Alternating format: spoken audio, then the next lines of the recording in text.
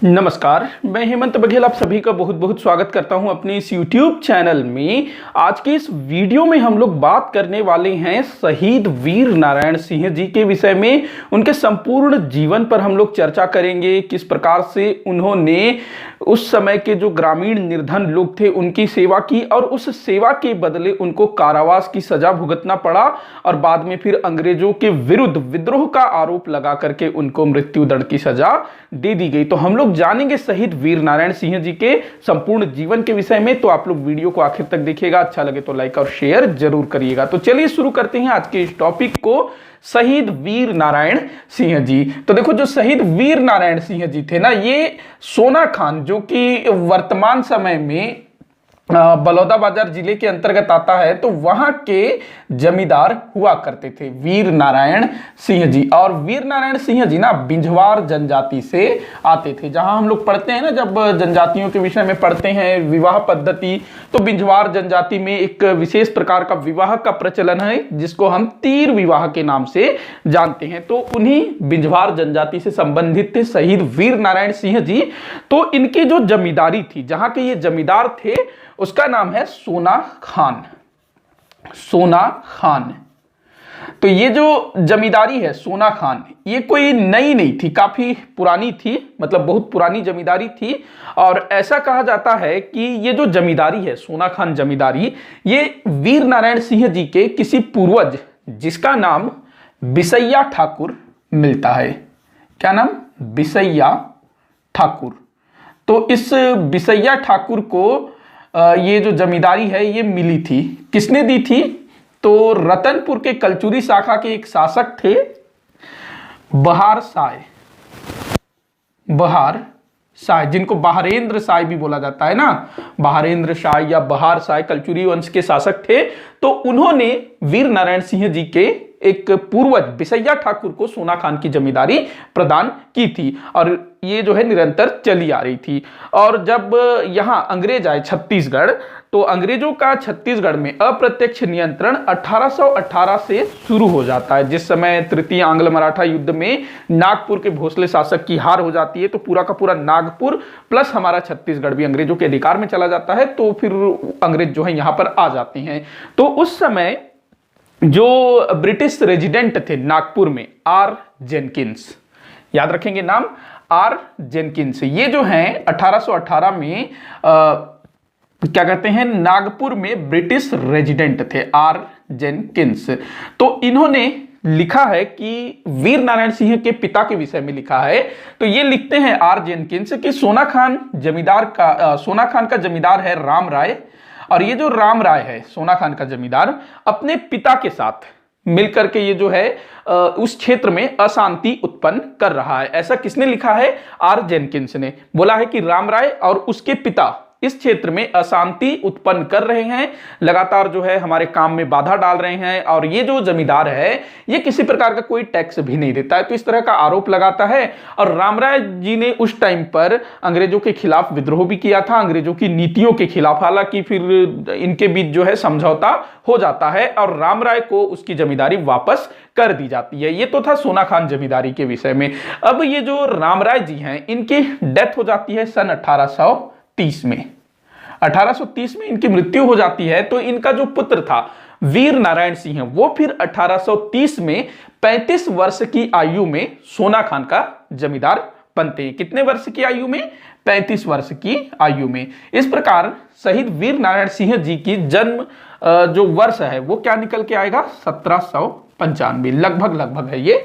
तो 1795 में इनका जन्म हुआ रहा होगा, 1830 में इनके पिता की डेथ हो जाती है और ये जो है सोना खान के जमींदार बन जाते हैं। तो इस तरह से ये चीज ध्यान रखेंगे। अच्छा, जो वीर नारायण सिंह जी थे ना, इनके संदर्भ में कहा जाता है कि ये जो है अपनी जनता से काफी स्नेह करते थे, उनके हित में कार्य किया करते थे।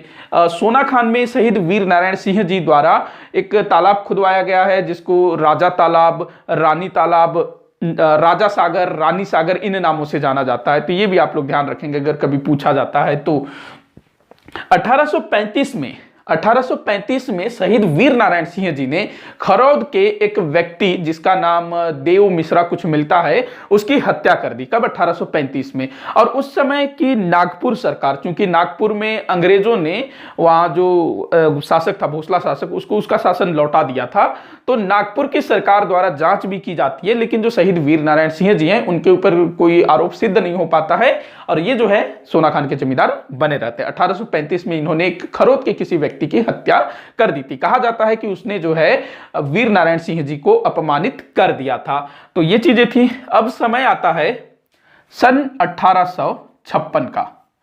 1856 में ये जो सोनाखान क्षेत्र है, या कहें हमारे छत्तीसगढ़ का जो मध्य वाला भाग है, तो उस तरफ भयंकर अकाल पड़ जाता है।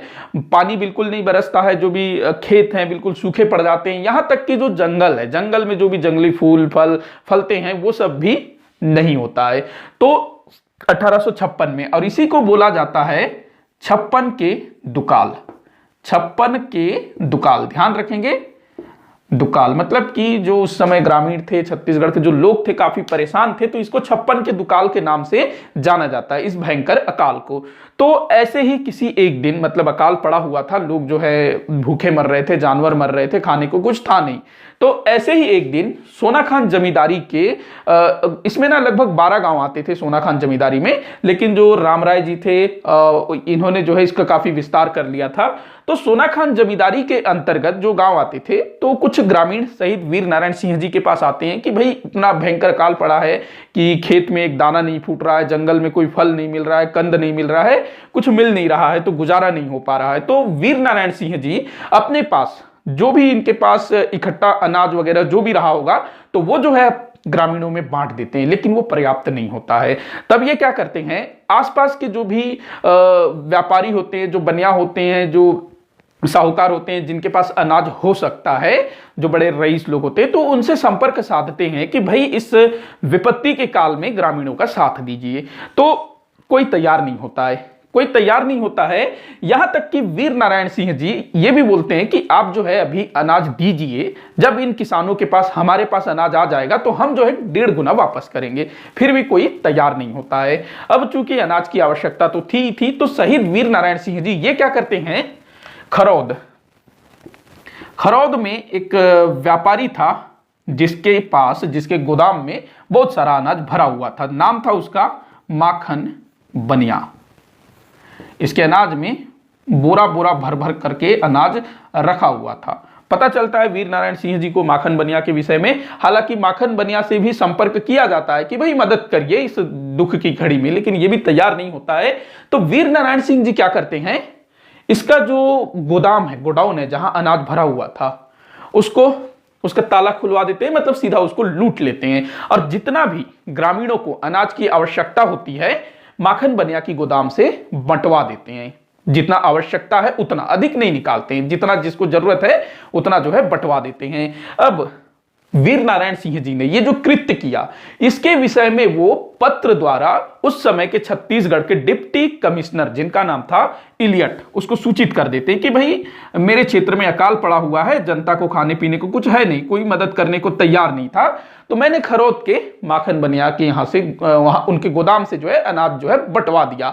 तो इलियट जो है उसका मतलब कोई रिस्पॉन्स नहीं करता है। लेकिन जो माखन बनिया है यह शिकायत करता है इलियट के पास कि सोनाखान का जमींदार वीर नारायण सिंह, उसने जो है मेरे गोदाम में लूटपाट की, अनाज निकाला, इस तरह से अनाज की चोरी की, डाका डाला, इस टाइप का ये जो है इलियट के पास शिकायत करता है। अब जो है इलियट सोनाखान के जमींदार वीर नारायण सिंह को पकड़ने के लिए सेना भेजता है कि जाओ भाई उसको पकड़ के लाओ। अब जो है वीर नारायण सिंह वो तो बिल्कुल निश्चिंत थे, क्योंकि भाई उन्होंने जो किया, अच्छा काम किया ना, ग्रामीणों की मदद की, और इस बारे में इलियट को भी बता दिया कि ऐसी ऐसी चीज थी तो मैंने ऐसा कर दिया। तो वीर नारायण सिंह जी ये जो है ये वाला कांड करने के बाद जगन्नाथपुरी, जो उड़ीसा में है ना जगन्नाथपुरी, तो उसकी यात्रा पर वो निकल गए थे। रास्ते में ही थे, संबलपुर पहुंचे थे, और वहीं पर ब्रिटिश सेना द्वारा वीर नारायण सिंह जी को गिरफ्तार कर लिया जाता है। उनको रायपुर ले जाया जाता है, उन पर मुकदमा चलाया जाता है। क्या मुकदमा चलाया जाता है कि इन्होंने डाका डाला है। ठीक है, इन्होंने डाका डाला है, लेकिन साथ ही साथ यह भी आरोप लगाया जाता है कि वीर नारायण सिंह जी ने हत्या की है। तो इनके ऊपर डाका प्लस हत्या का आरोप लगा करके रायपुर जेल में डाल दिया जाता है। तो कब इनको रायपुर जेल में डाला गया? 1856 में। ये 1856 की बात है। और इनको ना मतलब ये कितने दिन जेल में रहे इस बारे में कोई स्पष्ट प्रमाण नहीं मिल पाता है, फिर भी ऐसा जानकारी मिलता है लगभग 10 महीने 4 दिन ये जेल में रहे होंगे ऐसा, और कुछ पुस्तकों में लगभग 1 साल भी दिया हुआ होता है। अब इसी बीच हमारे जो भारत है वहां पर भी जो घटना, वहां पर भी मतलब जो परिस्थितियां हैं वो बहुत बदल रही थी। जो सैनिक थे वो अंग्रेज सरकार के खिलाफ विद्रोह करने को उतारू हो गए थे।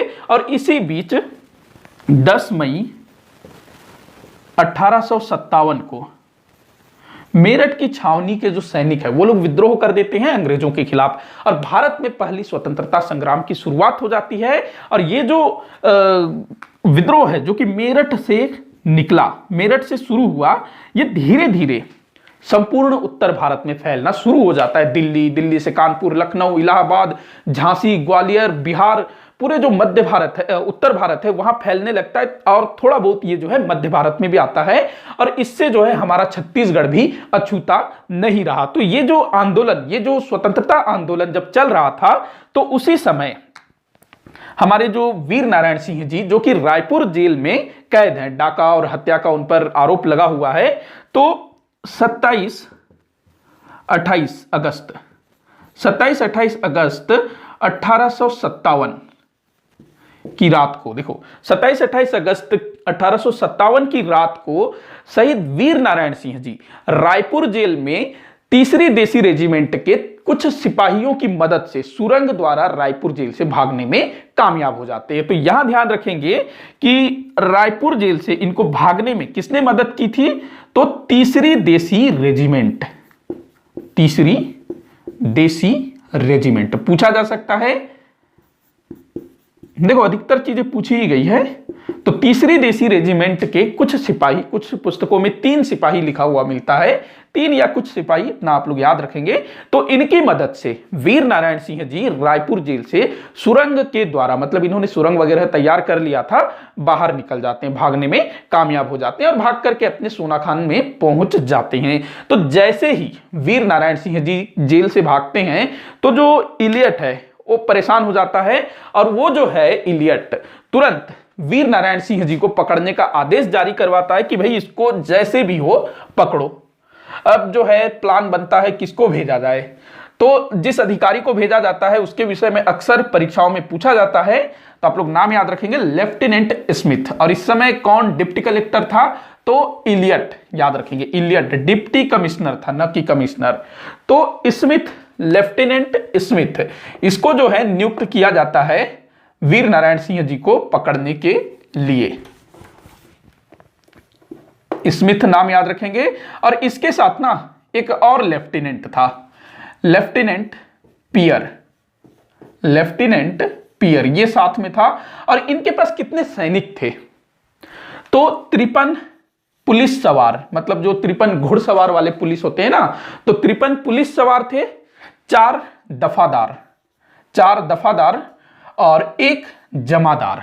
देखो एक तो हो गया लेफ्टिनेंट स्मिथ, लेफ्टिनेंट पियर इसके साथ में था, 53 पुलिस सवार, 53 पुलिस सवार मतलब घुड़सवार वाले पुलिस, ये 53 पुलिस सवार जो साधारण जो सैनिक होते हैं ना सिपाही, वो उसके बाद 4 दफादार, 4 दफादार, 1 जमादार। तो इतनी सेना जो है वीर नारायण सिंह जी को पकड़ने के लिए भेजी जाती है, क्योंकि इस समय इनको मालूम नहीं होता है वीर नारायण सिंह जी की स्थिति के विषय में। जब पता चलता है ना वीर नारायण सिंह जी ने सोनाखान में क्या कर रखा है, तब इनकी हालत खराब हो जाती है। और ये जो मुट्ठी भर सैनिक गए हुए हैं ये मतलब कांपने लग जाते हैं, फिर इससे उससे मदद मांगते हैं और इनको मदद मिलती भी है, बहुत बहुत ज्यादा मदद मिलती है स्मिथ को। आसपास के जो भी जमींदार हैं, यहां तक कि रायपुर बिलासपुर से भी सेना जाती है, तो इनकी सैनिक संख्या बाद में बढ़ जाती है। अब उधर वीर नारायण सिंह जी जो कि भाग करके अपने सोनाखान चले गए हैं, तो ये जो है वहां पर 500 आदिवासियों की सेना तैयार कर लेते हैं। देखो जो सोनाखान के आसपास के जो भी गांव थे, ग्रामीण थे, जो आदिवासी थे, वो वीर नारायण सिंह जी को बहुत मानते थे, क्योंकि जो वीर नारायण सिंह जी थे इन्होंने उनके लिए बहुत कुछ किया था। तो इनके आह्वान पर 500 आदिवासी इनके साथ जुड़ जाते हैं लड़ने भिड़ने के लिए। तो ये जो है पूरे सोनाखान में किलेबंदी करना शुरू कर देते हैं। जहां से भी आप सोनाखान पहुंचेंगे चारों तरफ जो है ये नाकेबंदी कर देते हैं, किलेबंदी नहीं नाकेबंदी कर देते हैं, ताकि कोई आए तो पता चले रुक जाए, इस टाइप से। तो वो था। अब जो है लेफ्टिनेंट स्मिथ और उसके साथ ये जो सेना है ये आगे बढ़ती है और ये जो है लगभग 20 नवंबर 1857 को ये जो लेफ्टिनेंट स्मिथ है अपनी सेना के साथ रवाना होता है और खरौद पहुंचता है।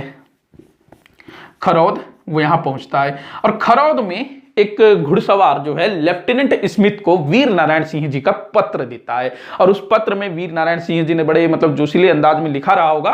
तो उसको देख करके इसकी हालत खराब हो जाती है कि भाई मतलब उसका जो कॉन्फिडेंस है वो लूज नहीं हुआ है, अभी भी बरकरार है। तो थोड़ा सा सचेत हो जाता है, यहां से आगे बढ़ता है लेफ्टिनेंट स्मिथ। अब वो क्या करता है लेफ्टिनेंट स्मिथ, सोनाखान जमींदारी के आसपास के जो भी दूसरे जमींदार होते हैं उनसे मदद मांगना शुरू कर देता है। तो कुछ जमींदारों के नाम आप लोगों को याद रखना है जो अक्सर परीक्षाओं में भी पूछा जाता है। तो एक आप लोग याद रखेंगे कटंगी। कटंगी यहां से ना 16 बंदूकधारी आए। उसके बाद एक नाम मिलेगा आपको बड़गांव। बड़गांव यहां से लगभग 25 सैनिक आए। बड़गांव से 25 सैनिक। उसके बाद भिलाईगढ़। भिलाईगढ़ यहां से लगभग 40 सैनिक आए। भिलाईगढ़ से 40 सैनिक और ये सब के सब सशस्त्रधारी। इसके अलावा एक और जमींदार था देवरी। जमींदारी का नाम है देवरी जमींदारी। यहां का जो जमींदार था उसका नाम था महाराज साय।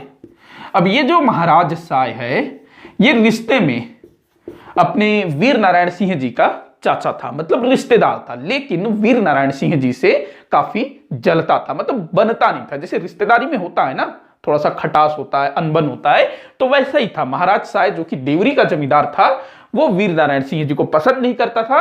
तो यहां इन 4 जमींदारियों के नाम याद रखेंगे, कटंगी, बड़गांव, भिलाईगढ़ और देवरी। तो अब जो है स्मिथ इनकी सहायता से आगे बढ़ता है। आगे बढ़ते हुए रास्ते में कहीं पर लेफ्टिनेंट स्मिथ को वीर नारायण सिंह जी का एक सैनिक हाथ लगता है, मतलब वो कुछ के लिए गया रहा होगा। तो वो जो है स्मिथ के हाथ लगता है, पकड़ लिया जाता है और उस पकड़े गए सैनिक के द्वारा लेफ्टिनेंट स्मिथ को पहली बार पता चलता है कि जो वीर नारायण सिंह जी हैं उन्होंने सोनाखान में 500 आदिवासियों की सेना तैयार कर रखी है और उसके पास 6-7 तोपें भी हैं, मतलब कुछ तोपें भी इनके पास थी। तो ये जब सुनता है स्मिथ तो हालत और खराब हो जाती है कि भाई मतलब हम लोग जो है इतने ही है, ये जो कुछ सेना आया फिर भी कम ही था। तो अब जो है लेफ्टिनेंट स्मिथ थोड़ा सचेत हो जाता है। रायपुर बिलासपुर से सेना बुलाया जाता है और उस सेना को सोनाखान तक पहुंचने वाले तमाम रास्तों में तैनात कर दिया जाता है ताकि सोनाखान को बाहर से कोई मदद न मिल सके और अगर उनका रसद वगैरह समाप्त हो जाता है तो वो भी उन तक न पहुंच सके। तो रायपुर बिलासपुर से जो सेना गई थी उसको जो है रास्तों में तैनात कर दिया जाता है। इसके अलावा ये जो देवरी का जो महाराज साय है ये भी जो है अपनी सेना लेकर के आ जाता है और पूरा जो सोनाखान के चारों तरफ जंगल में फैल जाते हैं ये लोग। इसके अलावा आसपास के जो दूसरी जमींदारियां थी, कुछ नाम याद रखेंगे, फुलझर ये एक जमींदारी थी, कौंडा और सिवनी, ये 3 नाम याद रखेंगे। इन तीनों जमींदारियों को जो कि सोनाखान जमींदारी के आसपास थी इनको जो है हिदायत दिया गया, यहां के जमींदारों को हिदायत दिया गया कि देखो अगर वीर नारायण सिंह तुम्हारे क्षेत्र में आता है पकड़ोगे, उसको जाने नहीं दोगे, ये हिदायत दी जाती है। तो ये चीज भी आप लोग ध्यान में रखेंगे। तो अब जो है घेरा डाला जाता है, मतलब कि कैसे व्यवस्था, कैसे पकड़ेंगे। तो चारों तरफ ये लोग फैलना शुरू हो जाते हैं, सेना भी अतिरिक्त बुला ली गई है और स्मिथ को लगातार बाहर से सैन्य सहायता और दूसरी तमाम सहायता प्राप्त हो रही होती है। लेकिन जो वीर नारायण सिंह जी है ना ये भी कम नहीं थे, ये भी मतलब इनके पास हथियार वगैरह नहीं था उतना। जो 500 इन्होंने सेना तैयार की थी उनके पास लाठी, डंडे, तीर, धनुष ये सब चीजें थी, तोप वगैरह था, कुछ बंदूकें थी, लेकिन उतनी पर्याप्त नहीं थी। इनके पास जो असल चीज थी वो था जोश था, हिम्मत था, वो चीज थी। लेकिन जो हथियार थी इनके सामने उतना कारगर नहीं था। लेकिन उनके पास संख्या बहुत ज्यादा था था, और चूंकि वो लोग उस क्षेत्र को अच्छे से जानते थे और जो स्मिथ है उसके जो सैनिक है वो उस क्षेत्र से अनभिज्ञ है, तो इस कारण से भी लेफ्टिनेंट स्मिथ यहां पर सचेत होकर के चल रहा था। और जो वीर नारायण सिंह जी हैं वो आक्रामक होकर लड़ रहे थे, मतलब वो जो है आक्रामक थे, न कि आत्मरक्षा। जैसे एक होता है ना कि शत्रु आपकी तरफ बढ़ रहा है तो आपको जो है अपने आप को बचाना है, रक्षात्मक रवैया अपनाना है। लेकिन यहां पर जो वीर नारायण सिंह जी थे ना, उन्होंने आक्रामक रुख अपनाया हुआ था, मतलब कि शत्रु आएगी हम लोग अटैक करेंगे। और कई बार जो है गोलीबारी भी होती है, जो इनकी जो सेना है, वीर नारायण जी की जो सेना है वो स्मिथ की सेना पर गोलीबारी भी करती है। और चूंकि वो लोग पहाड़ी पर होते हैं, जो वीर नारायण सिंह जी थे ना, उन्होंने अपना जो डेरा है पहाड़ी पर बना रखा था, वहां से उन्होंने मोर्चा संभाल रखा था, वहां से तोप वगैरह वो डाल रखे थे, तो ऐसा कुछ उन्होंने व्यवस्था किया था। अच्छा, एक और चीज याद रखेंगे, जो वीर नारायण सिंह जी थे ना, उन्होंने अपने परिवार को और उनका जो भी साज सामान था, जो भी उनकी संपत्ति थी, प्लस उनके बेटे गोविंद सिंह जी, इन सब को वो पहले से ही सोना खान से सकुशल बाहर निकलवा दिए थे, मतलब कि बाहर कर दिए थे, यहां रहोगे तो खतरा रहेगा इस टाइप से। तो गोविंद सिंह इनके बेटे का नाम था, याद रखेंगे। अब इन्होंने जो है पहाड़ी पर मोर्चा ले रखा है, तो अब जो है स्मिथ कुछ सूझता नहीं है, तो स्मिथ जो है क्या करता है, जो सोना खान गांव है वहां पर आग लगा देता है रात के समय। अब जो वीर नारायण सिंह जी है, इनका प्लान ये था कि पहाड़ी के ऊपर से ये जो है तोप से स्मिथ के ऊपर गोलाबारी करेंगे। अब चूंकि सोना खान गांव में आग लगा दी जा चुकी है, तो जो ग्रामीण है वो इधर उधर जो है भागने लग रहे हैं, मतलब आ जा रहे हैं पहाड़ी के रास्ते से इधर से उधर, क्योंकि भाई उनको तो जो जला है, मतलब उनका गांव जल गया है, उनकी संपत्ति जल रही है, तो जो भी चीजें बचा सकते हैं तो उसके लिए वो इधर उधर हो रहे हैं। तो ऐसे में जो वीर नारायण सिंह जी हैं वो कुछ कर नहीं पाते हैं, तोप नहीं चला पाते हैं, क्योंकि लोग आ जा रहे हैं। अब उसी रास्ते पर इनको आना था, लेफ्टिनेंट स्मिथ को, और वहीं पर जो है तोपों का प्रयोग होना था, लेकिन वो कुछ कर नहीं पाते हैं। इसके अलावा ये जो देवरी का जो महाराज साय है, इसने भी कई तरह से स्मिथ को सहायता दिया, और इसके आदमी जो है चारों तरफ जंगल में फैले हुए थे। तो अब जो है वीर नारायण सिंह जी को लगता है कि मेरे कारण ये जो सोना खान के ग्रामीण हैं और जो 500 आदिवासियों की उन्होंने सेना तैयार कर रखी है, ये लोग जो है सब बर्बाद हो जाएंगे, मारे जाएंगे सिर्फ मेरे कारण। तो वीर नारायण सिंह जी थोड़ा सा यहां पर द्रवित हो जाते हैं और वो फिर फैसला लेते हैं कि मैं सरेंडर कर दूंगा। और वो अपने तमाम साथियों को, जो 500 सेना उन्होंने तैयार कर रखी थी, उनको अपने अपने घर वापस जाने को बोल देते हैं कि तुम जो है जाओ, ये मेरी लड़ाई है, मेरी लड़ाई में मैं तुमको क्यों शामिल करूं, तुमको क्यों नुकसान पहुंचाऊं। तो उनको जो है ये वापस भेज देते हैं, और खुद वीर नारायण सिंह जी अपने एक साथी के साथ पहाड़ी से नीचे उतरते हैं और लेफ्टिनेंट स्मिथ से मिलते हैं। ये भौचक्का रह जाता है कि कैसे मतलब ऐसे सरेंडर कर रहा है। तो लेफ्टिनेंट स्मिथ फिर वहां चुपके से, क्योंकि इन्होंने सरेंडर किया था एक तरह से, हालांकि ग्रामीणों के हित को देखते हुए, क्योंकि लेफ्टिनेंट स्मिथ ने गांव को जला दिया है, हो सकता था अगर वीर नारायण सिंह जी सरेंडर नहीं करते, आत्मसमर्पण नहीं करते, तो लेफ्टिनेंट स्मिथ कुछ और तरीका भी अपना सकता था, मतलब कि और लोगों को मार सकता था, निहत्थे लोगों को मार भी सकता था। तो इसीलिए वीर नारायण सिंह जो हैं ये आत्मसमर्पण कर देते हैं। और 5 नवंबर नहीं, उससे पहले जो है ना, लेफ्टिनेंट स्मिथ तुरंत वीर नारायण सिंह जी को लेकर के रायपुर रवाना हो जाता है, और 5 नवंबर 1857 को इसको वीर नारायण सिंह जी को जो डिप्टी कमिश्नर इलियट, उनके समक्ष प्रस्तुत किया जाता है। फिर इनके ऊपर मुकदमा चलाया जाता है। क्या मुकदमा चलता है इस बार? ब्रिटिश सरकार के विरुद्ध विद्रोह का मुकदमा, और इनको मृत्युदंड की सजा सुनाई जाती है। और कब इनको मृत्युदंड दिया गया? तो 10 दिसंबर, अच्छा मैंने यहां नवंबर लिखा है ना, ये दिसंबर है, 10 दिसंबर 1857, ये दिसंबर है। ये लोग तो 20 नवंबर को निकले थे ना लेफ्टिनेंट स्मिथ लोग, तो ये 5 दिसंबर 1857 को डिप्टी कमिश्नर इलियट के सामने प्रस्तुत किया गया, मुकदमा चला, और ठीक 5 दिन बाद 10 दिसंबर 1857 को वीर नारायण सिंह जी को मृत्युदंड दे दिया जाता है। तो देखो उस समय कितना मतलब जल्दी न्याय मिल जाता था, हालांकि ये न्याय नहीं था, अन्याय था।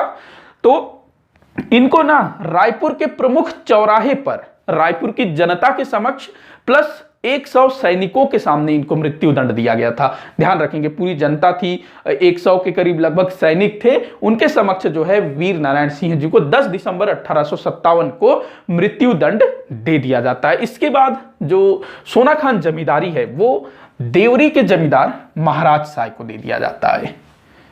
तो इसको प्रॉफिट हुआ क्योंकि अंग्रेजों का साथ दिया, और इनको भी मतलब एक आश्वासन मिला होगा बाकियों को।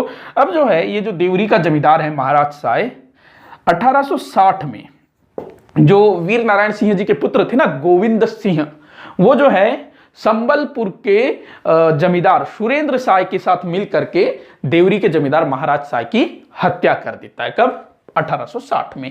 तो इस तरह से इसका भी चैप्टर क्लोज हो जाता है। तो इसी के साथ हमारा जो आज का जो अध्याय है, चैप्टर है, यहीं पर समाप्त होता है।